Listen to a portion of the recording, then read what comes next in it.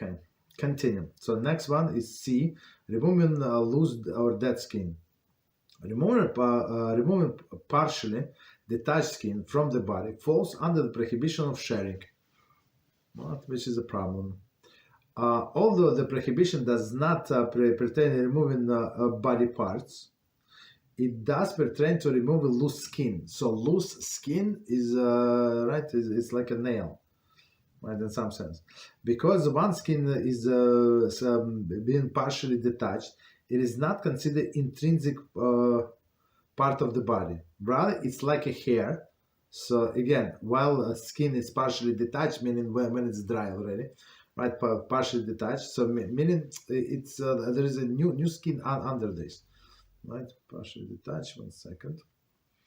It is not considered intrinsic part of the body. Rather, it is like a hair and nails which grow from the body, right? So is it part of the body? I mean, it's right. It is, but not. It's not intrinsic part of the body. Right? It's like something that extends from the body. Dead skin, warts, and the skin of blisters and boils are also like hair and the nails, and it is prohibited to cut them off on Shabbos.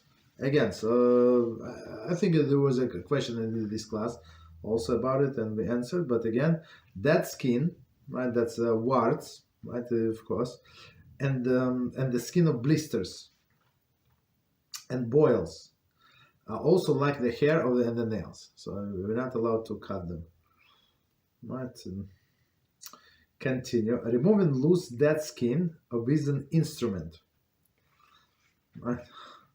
For example, a cuticle cutter, right? It is prohibited biblically, right? He said, it's like sometimes it's a live skin, sometimes it's a dead skin, but we cannot remove it. Doesn't matter, it's life or death, right? On the prohibited biblical level. Peeling or biting it off only prohibited rabbinically. But again, if that's for the person's normal way of doing things, when they like some people don't right, so they don't use scissors, they do everything with their mouth, mostly men, and it's disgusting, to tell the truth. I had this experience just a few weeks ago. So I was called to the Torah, and there is a guy and has a problem with his hands, all these things on his hands, and he like the guy is reading Torah, right? I'm standing next to him, and the guy like, and he like bites his nail. Was it Shabbos? I think it was Shabbos. Was he biting or just pretending to bite? I don't know. I'm trying not to look. But after he finished whatever he finished, meaning his hands in his saliva, and he like sticking me his hands.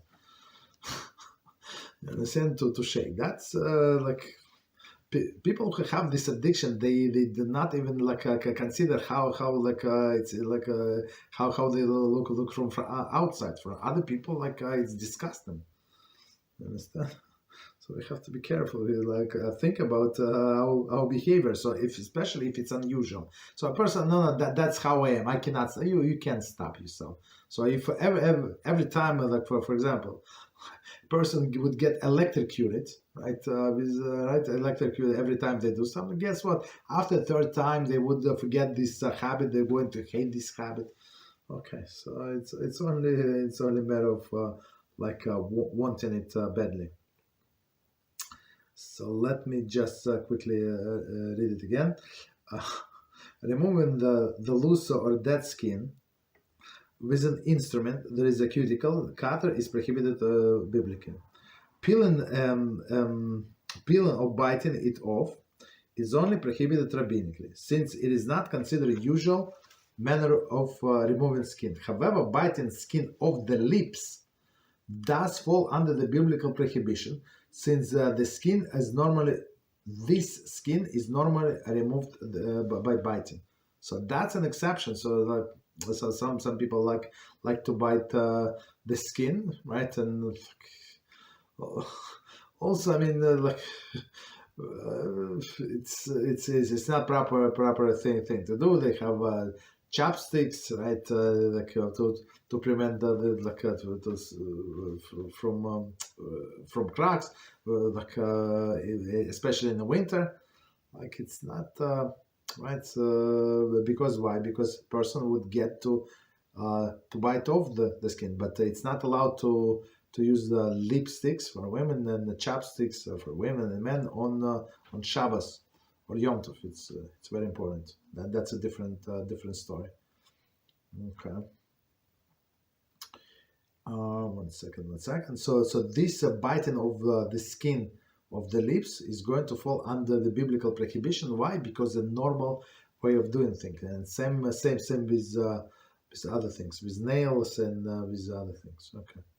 It is permitted to peel a scab of the wound, right? So scab is different, provided that this can be done without inevitably drawing blood. So meaning it's like you had a wound healed a long time ago, meaning you know for sure. So how do you know it stopped itching? So when it's still itching, it's still fresh. So meaning if you try to remove the scab, it can start bleeding.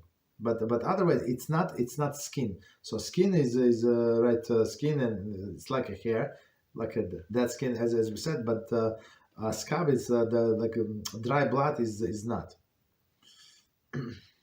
Right. So he said it's very interesting explanation. Since the scab does not grow from the body, that's amazing explanation, right?